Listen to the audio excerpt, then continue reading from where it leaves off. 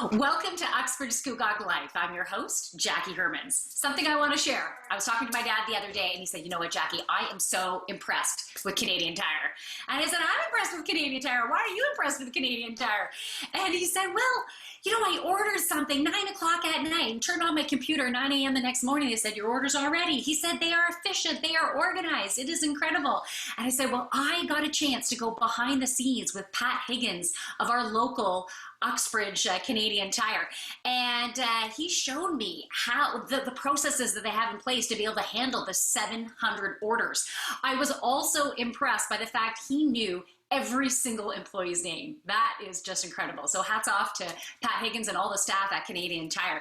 So today up on the show, we have Dr. Robert Kyle from our local health department. He will be talking about vaccines. We also have a local artisan, Shawn Hermans, talking about spoon carving.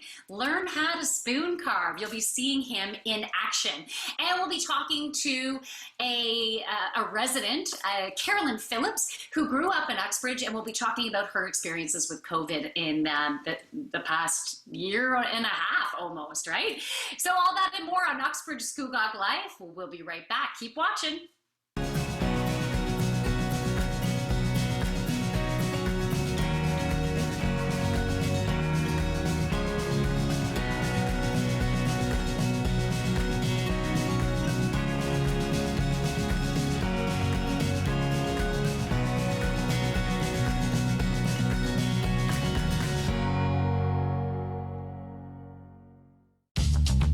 This program is brought to you by Ignite TV.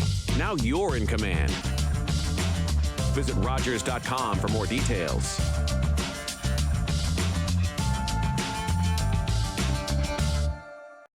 The regulars, the guys who keep this place in business.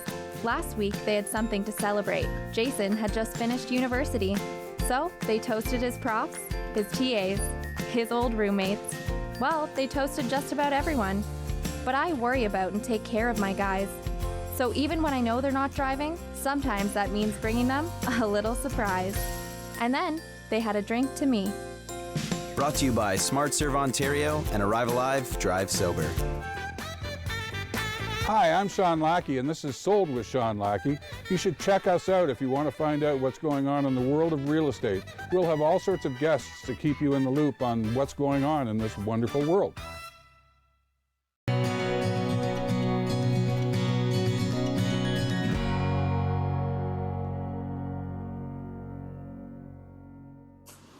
Welcome back to Uxbridge Scugog Life. So now with me on the show, I have Dr. Robert Kyle, who is a Durham Region Medical Officer of Health. And I'm so grateful to have you on the show. Oh, Gracie came to join too. She's excited to also have you here. I have a ton of questions for you. Are you ready? I am ready. Thank you for inviting me. Okay, seatbelts are on. Let's do this. So what age groups right now are they currently vaccinating with the COVID vaccine? Yeah, so there are 3 vaccines approved for use. For Pfizer vaccine, it's 12 years of age and older. And for Moderna vaccine and AstraZeneca vaccine, it is 16 years of age and older. Oh, so they are still doing the AstraZeneca? Well, they're using AstraZeneca for second doses only, but I'm just commenting that there are 3 that are authorized for use in Canada, but they do have different lower age groups. Okay, so I had the AstraZeneca vaccine. So should I expect to be getting that AstraZeneca for the second dose then? Well, it's complicated. If you got your vaccine between March 10th and 19th at one of the pilot sites in Toronto, Kingston, or Windsor, you are eligible to get a second dose. But outside of those settings, I'm not sure that the province has decided the best way of getting second doses into those persons who've had AstraZeneca vaccine. So stay tuned. Okay, stay tuned. I am. So for the 12 to 17-year-olds, are there certain locations that are giving out those vaccines? Yeah, so we're working on that. So again, Pfizer vaccine fuels the mass immunization clinics in Pickering, Ajax, Oshawa, and Clarington. So they can access it at those mass immunization clinics. For Whitby, we're holding a new clinic at Sinclair Secondary School, and then we will be providing Pfizer vaccine in the north to our clinics.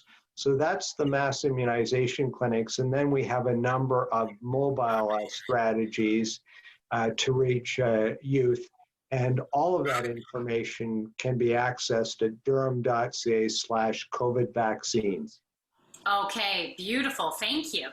Now, do you foresee vaccines coming out for the under 12 age group at all? I'm sure that vaccine manufacturers are working on that. I don't have a line of sight, and there's nothing imminent that I am aware of. So again, I would stay tuned for that one, but I'm sure that's under active research and consideration. Okay. Now, is it true that they are wanting to push forward the second dose of vaccine if they can? Are they trying to do that? Yeah, so they've been pushing forward the second dose interval for certain medical conditions, for certain healthcare workers, for, as I said, the AstraZeneca vaccine recipients in pilot sites. And beginning this week on the provincial and local booking sites for 80 plus. I think next week the age range may be lowered to 70 plus on the provincial booking system. It's a kind of very fluid landscape, and the rules are continually changing. But yes, as vaccine becomes more available, government is looking at opportunities to shorten the second dose. And of course, for youth, ideally, they would get a second dose in August, well in advance of schools reopening. So I think that interval is around 8 weeks. Okay, wonderful. Now, we don't have a lot of time left, but would you mind briefly going over this 3-step process that is going to be initiated, hopefully starting June 14th? Yeah, so lots of rules.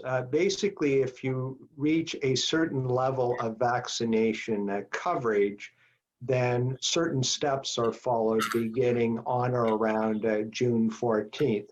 The philosophy is you will gradually open up gathering limits outdoors and then slowly make indoor gatherings available. Again, all based on vaccine coverage levels. All of this information can be found at Reopening Ontario, and there's lots of rules in place. I couldn't really delve and do correctly all of the rules that are in place, but the philosophy is slowly and wait 3 weeks to see what the impact is, slowly increase gathering limits, first outdoors and indoors, and then indoors and outdoors, so that we're reopened. Wonderful. And so I understand we are ahead of the game for that June 14th landmark, right? We needed to be over is it 60% of adults having their first vaccination? Yeah, so it's 65 plus 18 years and older. I think in Durham, we're at least at 67%. The other indicators they're looking at is hospitalizations, ICU admissions, and positivity rates. And again, our case counts are going down, and so are our hospitalizations, ICU admissions, and positivity rates. So the metrics are going in the right direction in terms of decreasing on the case count side and increasing on the vaccine coverage side. So we're in good shape in Durham Region to move to step 1. Beautiful. Thank you so much, Dr. Robert Kyle. It was wonderful to have you on the show. And if you're wanting more information about vaccines, you can visit durham.ca/COVID vaccines. Thank you so much, Dr. Kyle. We'll be right back with more on Uxbridge Scugog Life.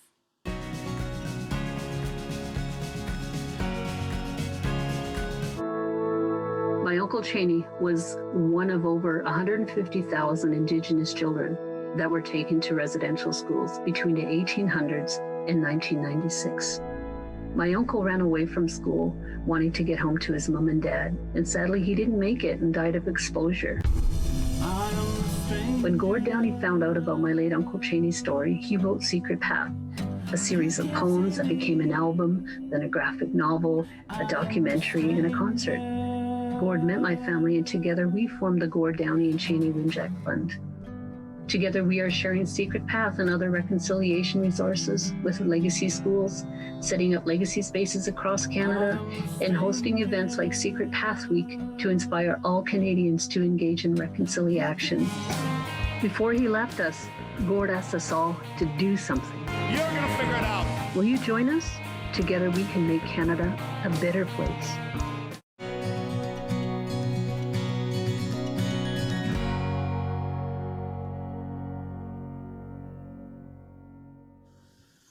Welcome back to Uxbridge Scugog Life. So now with me on the show, I have a local artisan. He's a wood turner and a wood carver.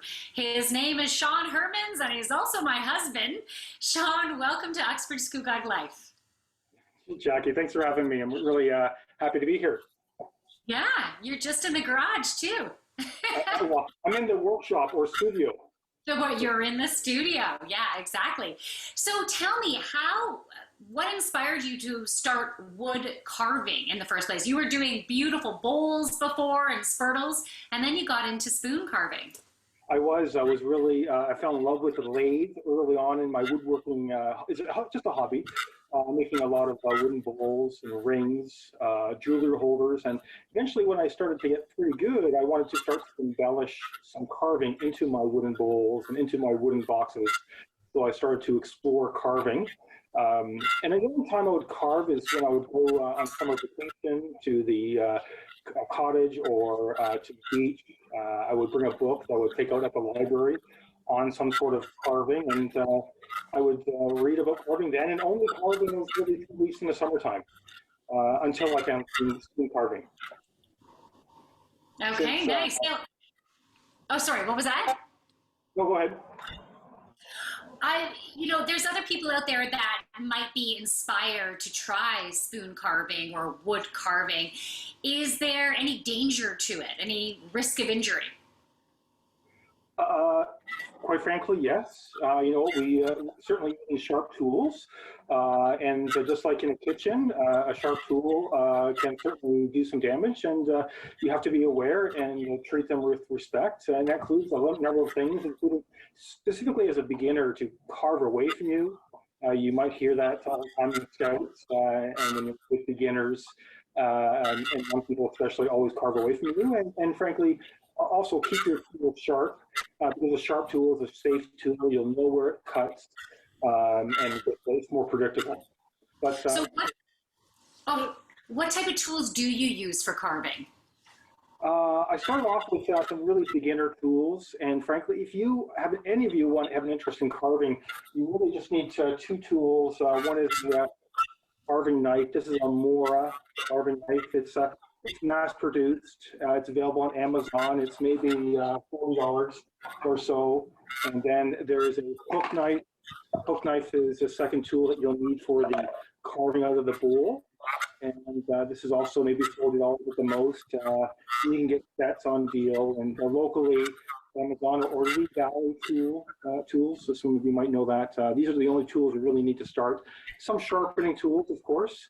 And then from there, as we get into more advanced or intermediate carving, there's lots of other things to spend your money on. I'm sure you could always find something to spend your money on. So why spoons? You've been very attracted to spoons, and you even did a really nice fundraiser for the Uxbridge Cottage Hospital that has to do with spoons. So can you go into a little bit more about that? You know what, I can tell you the exact weekend in 2019 that I was reading a book on the beach called Spoon, written by a man from England named Barn the Spoon. And I was reading through that. I poured through it over the weekend and came across some really beautiful looking spoon photographs. And I never uttered the words, "oh, beautiful spoon" before. That never was part of my vocabulary until I saw these spoons. And I really could not wait to go home and carve my own spoon. I've carved many ugly spoons since, in all honesty, but eventually, any skill, you develop a skill.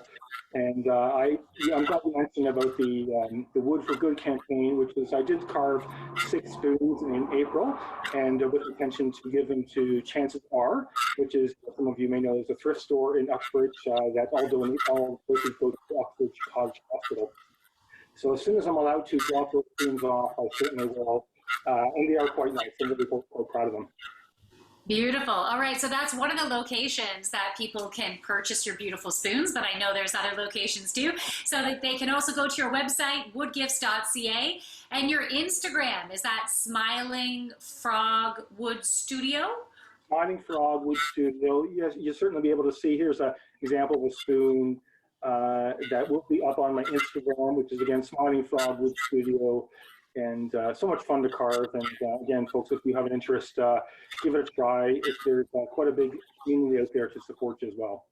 Now that's beautiful. You have a two-tone going on that. And does that happen naturally with the grain? It does. This is walnut, so a wonderful hardwood. It was grown locally. And a lot of hardwood, all the woods I get really are from the Durham region area, a lot from Uxbridge, and they're wonderful woods to carve. Well, I have to tell everyone that I have lots of spoons in this house, and I love them. I can't get enough spoons, and there's different shapes and sizes for different jobs, right? So you can't have enough spoons. Now, you also have your items at Preston Gallery as well, correct? I do.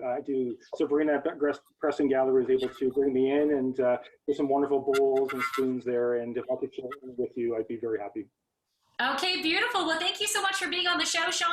So if you want to see more of what Shawn has to offer, you can check out his website, woodgifts.ca. You can also check out his Instagram, Smiling Frog Wood Studio. Stop into Preston Gallery when that opens, or you can go to Chances Are. Thanks so much, Shawn. We'll be right back with more on Uxbridge Scugog Life.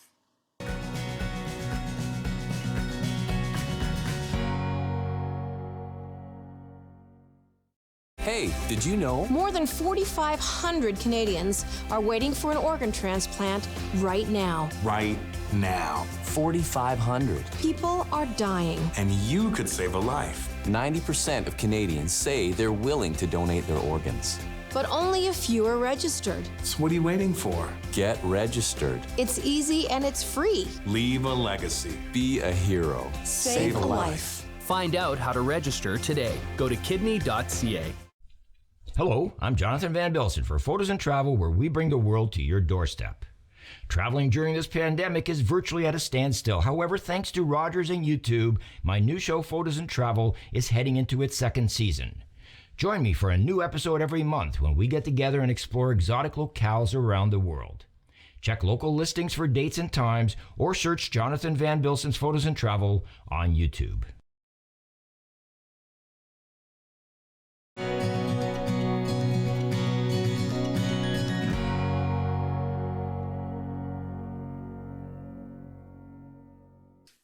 Welcome back to Uxbridge Scugog Life. Here's Chewy. Chewy likes to join some of these interviews, and especially that I have Carolyn Phillips with us. And Carolyn, it's so great to have you. And before I'm not even allowing you to talk yet. I'm so sorry. I wanted to tell all the viewers that you grew up in Uxbridge and you recently graduated with your bachelor's degree in psychology at Ryerson. So congratulations for that. And you have applied for your master's. And is it master's in psychotherapy? Yeah, so it'll be a Master's of Arts in Counseling Psychology. So with that, once I graduate with my master's, I can then apply to the College of Psychotherapists and start practicing with other people. And I'm so excited. That is amazing. That's so exciting. I wanted to mention that because I'm sure you can help inspire other students right now thinking about, what am I going to do? And hey, like, you are doing it. You're going after where your heart has been, which is fabulous. Oh my goodness, it's crazy. Yeah, for sure it's crazy. Now, you shared with me that you have autism, so you're on the spectrum. I would love for you to educate the community, because I know a little bit about autism, but I don't know a lot about autism. So how does autism affect your daily life, affect relationships? Yeah, so I was diagnosed late in life. And that happens a lot actually with girls on the spectrum. We get later diagnosed because the autism diagnostic criteria is based on the male symptoms of autism. And it's actually very different gender-wise. There's different symptoms. So most girls can get misdiagnosed with bipolar or borderline personality disorder. So that's actually just a fun fact. But so I was diagnosed later in life, and it took me a bit to kind of understand, okay, this is where I was when I was a kid. And I did all these weird, unusual things that didn't make sense to like my parents and didn't really make sense to me. And it was hard, like making friends, and I was bullied a lot, and just those things that never made sense because I didn't understand why. So once I got the diagnosis, it helped me understand. And I was like, okay, I'm different, but here's why. And let's make something great out of this. Let's use this as a tool. So I started researching a lot about what I need and what I'm going to need from people in relationships and friendships, and so that I could teach them. And then when I got into my relationship with my friend, we've been together for about 2 years, I had to teach him a lot. And I said, okay, when I'm, let's say, having a really big autistic meltdown and I'm screaming or I'm just paralyzed and I can't talk and I've gone nonverbal, this is what I need from you. And know that I'll be okay, but this is what I need in this moment. And then eventually I'll be okay, because I've had a lot of psychotherapy. Obviously, as a going into psychology, I love it. And I love learning about different mental illnesses and how to help people and what can help me. So I was able to show him that, and it brought us closer, if anything, because he now can understand me in ways that a lot of other people can't. That's beautiful. Yeah, it's the most magical thing, is to be understood, and it makes me feel safe. Sorry, I was going to say communication in all relationships is so incredibly important. So kudos to you, especially at such a young age, to be able to say, this is me and these are my needs. Yeah, I mean, it took me a while. It was a journey, and I had to go through some not so great people, but in the end, it taught me more about myself, and I'm always going to be grateful for that. Beautiful. Caroline, we only have a couple of minutes left, but I would love to know, we've all been experiencing COVID through our own unique lens. How has COVID been for you? What has your experience been, and what have you done for yourself to help you to cope? At the beginning, it was a lot. Any change to me is very detrimental. So it took me a bit, and I gave myself time and said, okay, if you just want to loaf on the couch, just be a loaf on the couch. It's okay. And then I started finding the little things in life, those little joyous moments, like a bee on a flower or something completely out of our reality of what we're living in, like that mindset of it's about me, and completely escape that and be like, oh, look at nature, or look at animals, or do something mind-numbing like puzzles or creativity, and channel that. And then that became kind of like a superpower, where then I get really excited about the little things. Like I get excited about going outside in nature, and I get excited about my walks, or to write just a line a day. And it, beautiful. So you're a musician, you write your own songs. You also mentioned that you do drumming circles, and taco nights are also exciting for you. Taco nights are the best. Nice. I love it. I love it. What is one piece of advice you can give someone to help them to get through this last hump that we need to get through? Just take it day by day. Don't think about the future, just one day at a time. Thank you, Caroline. Thank you so much. It was so wonderful to have you on the show. We will be right back. Sorry, I forgot. We'll be right back with more on Uxbridge Scugog Life. Thank you so much, Caroline. Oh, thank you.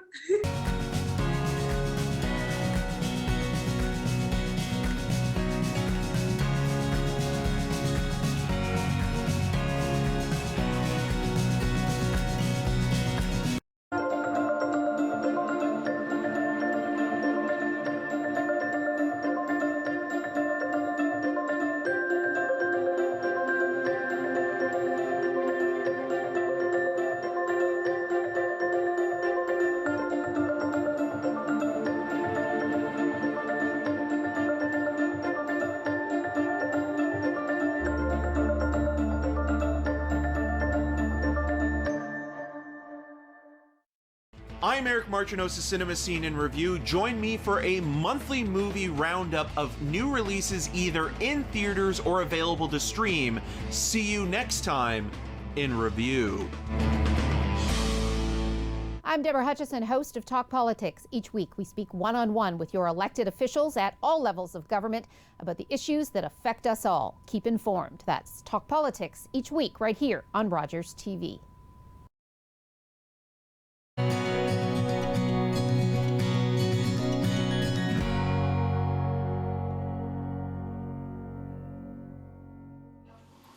Welcome back to Uxbridge Scugog Life. So that is a wrap, and what a great show it was. It was so wonderful to have all those guests on the show.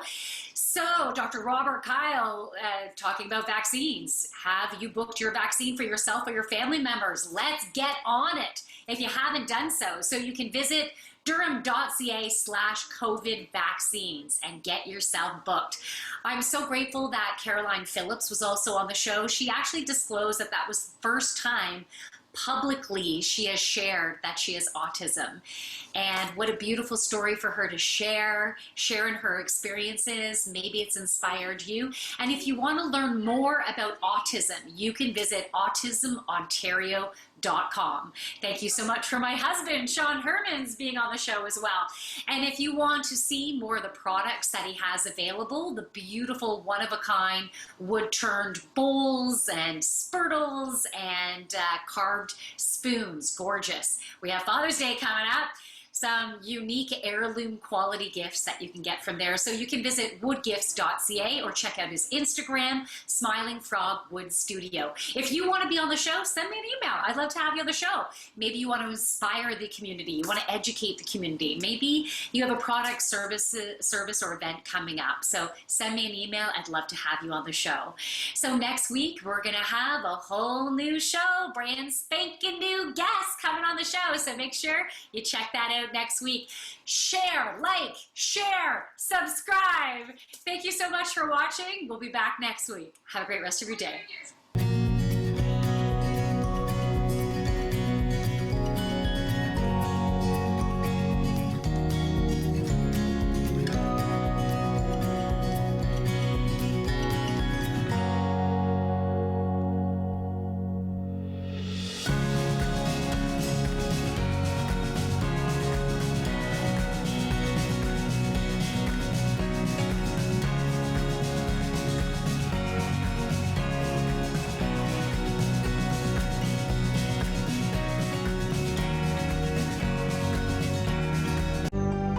Call the Rogers TV Viewer Response Line, email us, or connect with us on social media.